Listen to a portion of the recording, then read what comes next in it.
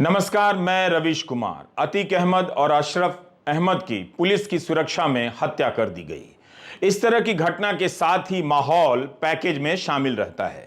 जैसे ढाबे में पराठे के साथ कोक दिया जाता है फ्री, आप देखेंगे कि उसी तरह एनकाउंटर के साथ धर्म भी फ्री में दिया जाने लगा है ताकि माहौल बनाया जा सके और फिर आप कानून के राज को लेकर सवाल ना कर सकें कि कोर्ट किस लिए हैं, हमारे वकील किस लिए हैं।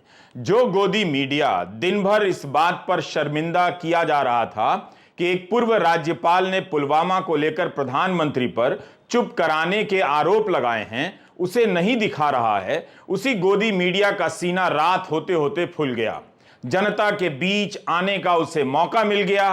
एक वीडियो के बहाने वो आपके सामने आ गया। अब वो शेर में बदल चुका था। इस पूरे मामले से धर्म को निकाल दीजिए तो बेशर्मी का वो पर्दा अपने आप गिर जाता है जो लोगों की आंखों पर धर्म के नाम पर चढ़ाया गया है। इस बात को अनगिनत बार दोहराने से उन्हें फर्क नहीं पड़ेगा, लेकिन दोहराना तो पड़ेगा कि पुलिस के सामने गोली चलाकर हत्यारे जय श्री राम बोलते हैं। राजनीति के रास्ते से निकलकर यह नारा कहां कहां पहुंचाया जा रहा है, इसे लेकर थोड़ी चिंता तो करनी ही चाहिए। मगर माहौल ऐसा बना दिया गया है कि आप इस गलत को भी गलत नहीं कह सकते। ट्विटर पर कई लोगों ने लिखा, जल्दी ही अदालतों को बंद कर दिया जाएगा और गोदी मीडिया के चैनलों को अदालत घोषित कर दिया जाएगा। हम वो वीडियो नहीं दिखाएंगे जिसके फ्रेम में अतीक अहमद और अशरफ अहमद मीडिया से बात कर रहे हैं और फ्रेम में एक पिस्टल आती है, गोली मार देती है। लवलेश तिवारी, सन्नी और अरुण मौर्य को पकड़ लिया गया है।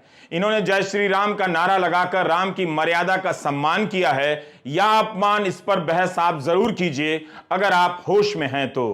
हम हत्या से जुड़ी सभी तस्वीरों को धुंधला कर रहे हैं ताकि इसका मनोवैज्ञानिक असर किसी पर दूसरे तरीके से ना पड़े। जिन हिंदी के अखबारों में निर्यात का आधा अधूरा आंकड़ा छपता है, बहुत सारे तथ्यों को छुपा लिया जाता है, उन हिंदी के अखबारों में आज यह खबर सही छपी है। अमर उजाला की हेडलाइन है, अतीक और अशरफ की पुलिस हिरासत में हत्या। जागरण की हेडलाइन कुछ अलग है, पुलिस हिरासत वाली बात नहीं है, केवल हत्या की बात है। मीडिया कर्मी बन आए थे आरोपित, वारदात के बाद लगाया जय श्री राम का नारा, यह जागरण में लिखा है। अमर उजाला ने हेडलाइन के नीचे लिखा है कि प्रयागराज में मेडिकल परीक्षण के लिए ले जाते समय बाइक पर आए 3 युवकों ने किया हमला, 18 गोलियां चलाई, तीनों गिरफ्तार। यह बात सही है कि अतीक अहमद और अशरफ अहमद गंभीर अपराध के कई मामलों में जेल में बंद थे।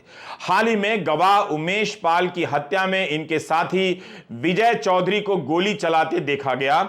इसके अलावा बेटा असद, ड्राइवर अरबाज, साथी गुलाम और गुड्डू मुस्लिम भी देखा जा सकता है। गुड्डू मुस्लिम के अलावा सब पुलिस द्वारा मुठभेड़ में मारे जा चुके हैं। बेटे असद पर यह एकमात्र केस था, लेकिन कोई यह हेडलाइन क्यों नहीं लिख पाया कि राज योगी का उनकी पुलिस के बीच आकर 3 हत्यारे 18 गोलियां चलाकर 2 की हत्या कर जाते हैं। यूपी में कानून व्यवस्था का बुरा हाल, अपराधियों का हौसला बढ़ा, इस तरह की हेडलाइन लिखने की हिम्मत अब अखबारों में नहीं बची है। अब ऐसा शायद ही कोई लिख पाएगा। इस सवाल को गायब करने के लिए ही या आपको पता न चले, अमर उजाला के पेज 7 की अब बैनर हेडलाइन देखिए, फिल्मी अंदाज में हुआ माफिया अतीक का अंत। राज्य की नाकामी को लेकर कोई सवाल नहीं है, यह अपराधियों की लाश नहीं है, बल्कि किसी भी व्यवस्था के लाश में बदलने की तस्वीर है जिसमें हत्यारों को लाइसेंस दिया जा रहा है। खराब व्यवस्था हर किसी के लिए खराब होती है। जिसकी हत्या हुई वो अपराधी है, इसलिए हत्या सही हो जाएगी, यह भयानक है। पुलिस की मौजूदगी और गिरफ्त में 2 लोगों को कोई इतनी आसानी से मार जाए, वो भी कैमरों के सामने, उस पर भी लोग जश्न मनाएं और उस जश्न में आप साफ देख सकते हैं कि केवल धर्म है। धर्म को हटा दीजिए तो इस जश्न में कुछ भी नहीं है। इस सही के दम पर उस गलत को सही बताया जा रहा है जो सही नहीं है। मैंने इस मामले में गोदी मीडिया का कोई प्रसारण नहीं देखा। पता नहीं आप कब देखना बंद करेंगे। इतना आसान सा काम आपसे नहीं होता है। गोदी मीडिया देखना बंद कर दीजिए। फिर भी जिन्होंने देखा, क्या बता सकते हैं कि मुठभेड़ के बहाने पुलिस का इकबाल बुलंद बताने वाला गोदी मीडिया इस हत्या के बाद पुलिस के इकबाल को खत्म बता रहा था? इसलिए हत्या और एनकाउंटर नहीं, यहां धर्म महत्वपूर्ण है, जिसके नाम पर हर तरह के अधर्म को सही ठहराया जा रहा है। अधर्म ने धर्म को लगता है गुलाम बना लिया है, जब चाहता है धर्म को हाँक ले जाता है। वो बात किताबों में रह गई है कि धर्म साहस देता है, नैतिक बल देता है। इसके नाम पर चुप कराने का एक सामाजिक राजनीतिक वातावरण तैयार कर दिया जाता है, जहां आपको चुप रहना पड़ता है, जहां एक राज्यपाल को भी चुप रह जाना पड़ता है। कानून व्यवस्था के कठोर चेहरे के रूप में मुख्यमंत्री योगी आदित्यनाथ को सामने लाया जाता है। उन्हीं के राज में पुलिस के होते हुए भी हत्यारा बंदूक लेकर आता है और गोली मार देता है। अतीक अहमद और अशरफ अहमद की हत्या हुई जो गलत थी, लेकिन तब भी हम इस बात में हां नहीं मिला सकते कि अहमद बंधुओं की हत्या के आरोपियों का एनकाउंटर कर दिया जाए और उनके घर बुलडोजर से गिरा दिए जाएं। उनके साथ भी ऐसा नहीं होना चाहिए। सजा न्याय की प्रक्रिया से मिलती है, वही सजा होती है। जो प्रक्रिया से नहीं मिलती है वह हत्या होती है। हत्या कोई तिवारी करे या असद करे, हत्या होती है। तो यूपी में अपराधियों का हौसला देखिए, लिखिए, बोलिए मत। पुलिस की परवाह तक नहीं करते हैं अपराधी, बस जय श्री राम का नारा लगाने लगे हैं। आपको यह भी बुरा नहीं लगता है? वो गाना भी भूल गए क्या? देखो ये दीवानों तुम ये काम ना करो, राम का नाम बदनाम ना करो। यूपी पुलिस क्या इसे भी तमगा बना लेगी कि कैमरे के सामने उसकी मौजूदगी में 3 लोग आए और गोली मारकर चले गए। हत्यारों ने जय श्री राम का नाम लेकर यूपी पुलिस के इकबाल को बुलंद कर दिया या खत्म कर दिया। इस पर बहस आप तभी जीत सकते हैं जब तक धर्म का इस्तेमाल करेंगे। जैसे ही धर्म निकाल देंगे, आप हर बहस हार जाएंगे। बिना धर्म के आप इस अधर्म को सही नहीं ठहरा सकते हैं। धर्म की अगर बात होती तो पत्रकारिता का यही धर्म था कि वह पूर्व राज्यपाल के सवालों से प्रधानमंत्री मोदी से जवाब मांगे, सरकार से पूछे। लेकिन गोदी मीडिया ने इस खबर को गायब कर दिया। कांग्रेस पार्टी ने प्रेस कॉन्फ्रेंस की तो सीधा प्रसारण नहीं दिखाया गया। जयराम रमेश ने ट्वीट किया कि प्रेस कॉन्फ्रेंस बैन कर दिया गया। न्यूज चैनलों के जरिए लोकतंत्र की हत्या को लेकर बहस होनी चाहिए थी, मगर प्रयागराज में हत्यारा टीवी रिपोर्टर ही बनकर आ गया और पुलिस से घिरे अतीक अहमद और अशरफ को गोली मार गया। जय श्री राम के नारे लगाता हुआ लोकतंत्र के हत्यारे गोदी मीडिया का हीरो भी बन गया। सत्यपाल मलिक के बयानों से खबर बननी थी, उसकी एक दिन में दूसरी बार हत्या कर दी गई उस खबर की। पहली बार जब मीडिया ने नहीं दिखाया और दूसरी बार इस अपराध बोध से बचने के लिए टीवी रिपोर्टर बनकर आए हत्यारों को दिखाने लग गया। गोदी मीडिया की यही नियति है, हत्यारों को अब हीरो ही बनाना है। क्या यह भयानक नहीं है कि हत्यारे टीवी रिपोर्टर बनकर आए थे? हत्यारे भी शायद जान गए हैं कि इस समय का सबसे बड़ा हत्यारा कौन है। जब पत्रकारों का रूप धरकर हत्यारे पुलिस के सामने हत्या करने लग जाएं, तब उन पत्रकारों को भी डरना चाहिए जो दिन रात लोकतंत्र की हत्या कर रहे हैं। गोदी मीडिया लोकतंत्र का हत्यारा है। अदानी पूर्व एनडीटीवी के कई कार्यक्रम में यह बात दोहराता था। मैं नहीं चाहता कि मेरी हर बात सही हो जाए और खासकर ऐसी, लेकिन यह लोकतंत्र की हत्या नहीं तो क्या है कि एक पूर्व राज्यपाल के गंभीर आरोपों को न छापा जाता है न दिखाया जाता है। अमर उजाला और दैनिक जागरण में खबर छपी है कि 3 सदस्यों का न्यायिक आयोग अतीक और अशरफ की हत्या के मामले में जांच करेगा। जाहिर है यह घटना जश्न के लायक नहीं होगी। न्यायिक आयोग क्या अब यह कह देगा कि पुलिस वहां पर लाचार खड़ी रही, बहुत अच्छा किया? यह तो कहने के लिए न्यायिक आयोग नहीं बना है। तो जो लोग जश्न मना रहे हैं वो केवल धर्म के आधार पर मना रहे हैं, ये उनकी गलती है। इस तरह से बदनाम मत कीजिए जिस तरह से अपराधियों ने पुलिस के सामने 18 गोलियां चलाकर धार्मिक नारे लगाए। पूरे उत्तर प्रदेश में धारा 144 लगा दी गई है, अलर्ट जारी है।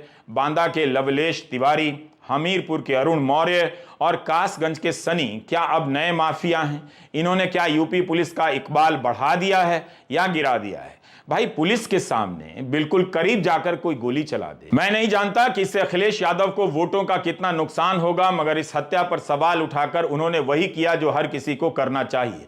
अखिलेश ने ट्वीट किया कि यूपी में अपराध की पराकाष्ठा हो गई है, अपराधियों के हौसले बुलंद हैं। जब पुलिस की सुरक्षा घेरे के बीच सरेआम किसी की भी हत्या की जा सकती है तो आप जनता की सुरक्षा का क्या? जनता के बीच भय का वातावरण बन रहा है। लगता है कुछ लोग जानबूझकर ऐसा वातावरण कारण बना रहे हैं। राष्ट्रीय लोकदल के नेता जयंत चौधरी ने कहा कि क्या लोकतंत्र में ऐसा संभव है। मायावती ने ट्वीट किया कि गुजरात जेल से अतीक अहमद और बरेली जेल से लाए गए उनके भाई अशरफ की प्रयागराज में कल रात पुलिस हिरासत में ही खुलेआम गोली मारकर हत्या हुई। उमेश पाल जघन्य हत्याकांड की तरह ही यूपी सरकार की कानून व्यवस्था व उसकी कार्यप्रणाली पर अनेक गंभीर प्रश्न चिन्ह खड़े करती है। प्रियंका गांधी ने ट्वीट किया है कि हमारे देश का कानून संविधान में लिखा गया है, यह कानून सर्वोपरि है। अपराधियों को कड़ी से कड़ी सजा मिलनी चाहिए, मगर देश के कानून के तहत होनी चाहिए। किसी भी सियासी मकसद से कानून के राज और न्यायिक प्रक्रिया से खिलवाड़ करना या उसका उल्लंघन करना हमारे लोकतंत्र के लिए सही नहीं है। एनकाउंटर और पुलिस की मौजूदगी में हत्या की घटना पर अगर समाज जश्न मनाने लगेगा, किसी और बहाने से तारीफ करेगा, तो वह एक दिन जरूर अपने बच्चों को कोचिंग की जगह किसी गिरोह में भेजने लग जाएगा कि कम से कम इस काम से टीवी पर नाम तो होगा। थोड़ा तो सोचिए, धर्म आपको न्यायप्रिय बनाता है या गुंडा बनाता है। राज्यसभा सांसद कपिल सिब्बल ने कहा कि यूपी में 2 हत्याएं हुई हैं, एक अतीक अहमद और उसके भाई की और दूसरी कानून व्यवस्था की। अब हम आपको बताते हैं कि यूपी बीजेपी के नेता और एक मंत्री के बयान किस तरह से अखबार में छपे हैं। स्वतंत्र देव सिंह के ट्वीट को अमर उजाला ने बॉक्स आइटम में लिखा है। बीजेपी के पूर्व प्रदेश अध्यक्ष स्वतंत्र देव सिंह ने कहा कि पाप और पुण्य का हिसाब इसी जन्म में होता है। वित्त मंत्री सुरेश खन्ना ने कहा है, जैसा कि अखबार ने छापा है, कि जुल्म बढ़ता है तो कुदरत सक्रिय होती है, यह तालिबानी लेकिन कुदरती फैसला है। मंत्री सुरेश खन्ना कह रहे हैं यह तालिबानी लेकिन कुदरती फैसला है। कौन उन्हें समझाए कि तालिबानी बताकर आप उन नारों पर सवाल खड़े कर रहे हैं कि योगी के राज में कानून व्यवस्था बुलंद है। बुलंद है तो तालिबानी तरीके से फैसला लेने की जरूरत क्यों और कैसे? क्या लवलेश तिवारी, अरुण मौर्य और सनी नए तालिबान हैं? क्या तालिबानी का कोई नया धार्मिक संस्करण मार्केट में लॉन्च हुआ है? मैं यही सोच रहा हूं कि आज सुबह सुबह हाउसिंग सोसाइटी के व्हाट्सएप ग्रुप में क्या इसे सही बताया जा रहा होगा? क्या लोग हत्या और खून के सीधा प्रसारण पर नारे लगा रहे होंगे, सही बता रहे होंगे? राम की मर्यादा की उनकी जो भी समझ है अच्छी ही होगी, मानकर चलना चाहिए। उस हिसाब से जय श्री राम का नारा लगाना सही था या गलत? और मंत्री का कहना कि तालिबानी लेकिन कुदरती फैसला है, यह सही है या गलत? व्हाट्सएप आंटी ने आज सुबह से ही मोर्चा संभाल लिया होगा और व्हाट्सएप अंकिल तो गेट से ही नारे लगा रहे होंगे, हत्यारे केवल 3 नहीं हैं, आप अपनी गिनती तो सही कर लीजिए। न्यूज लॉन्ड्री के अभिनंदन सेकरी ने ट्वीट किया है कि क्या किसी को आइडिया है कि इसके पहले कितनी बार अतीक अहमद और अशरफ अहमद को मीडिया के सामने बाइट देने के लिए पुलिस ने पेश किया है? अब आप पुलिस के ही इस बयान को मिलाकर देखिए कि 3 लोग मीडिया कर्मी बनकर आए थे, इसी दौरान गोली मारी गई। इसमें एक सिपाही और एक पत्रकार को भी चोटें आई हैं। पूरे मामले की जांच की जा रही है। रमेश शर्मा पुलिस कमिश्नर का यह बयान है जो छपा है। अब पुलिस से यह सवाल कौन पूछे जो अभिनंदन ने पूछा है? यहां तो जागरण ने पेज नंबर 2 पर जिस तरह से खबर लिखी है उससे यही लगता है कि कुदरती न्याय की थ्योरी यहां भी मान ली गई है। जैसे हमले कराता था वैसे ही मारा भी गया, यह हेडलाइन है जागरण की। क्या यह हेडलाइन हत्या को सही नहीं ठहरा रही? पूरे पन्ने में इस तरह की हेडलाइन आपको दिख जाएगी और यह खबर बिल्कुल नीचे कि एक भी गोली नहीं चला पाए पुलिसकर्मी।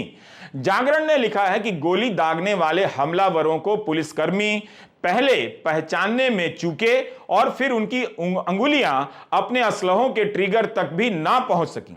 जिस तरह बदमाशों ने कुछ ही देर में ताबड़तोड़ गोलियां दागी और उस दौरान सामने खड़े पुलिसकर्मी तमाशबीन बने रहे, इसे लेकर भी सवाल उठ रहे हैं। दरअसल यही तो सवाल है और यही पत्रकारिता है, मगर इसकी भी किस्मत देखिए, उसी अखबार में किसी कोने में इस सवाल को जगह मिल गई है।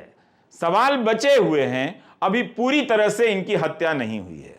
आम लोग इस तरह से तो बातें करते हैं, कई बार हताशा में करते हैं, उनकी बात एक सीमा पर पहुंच जाती है तो कह देते हैं कि जो होना था सही हुआ। लेकिन पत्रकारों को तो व्यवस्था से सवाल पूछना चाहिए, कानून व्यवस्था के सवालों को सामने रखना चाहिए। हत्यारे अगर पत्रकार बनकर आने लग जाएं, तब तो पत्रकारों को अपने लिए भी पूछना चाहिए।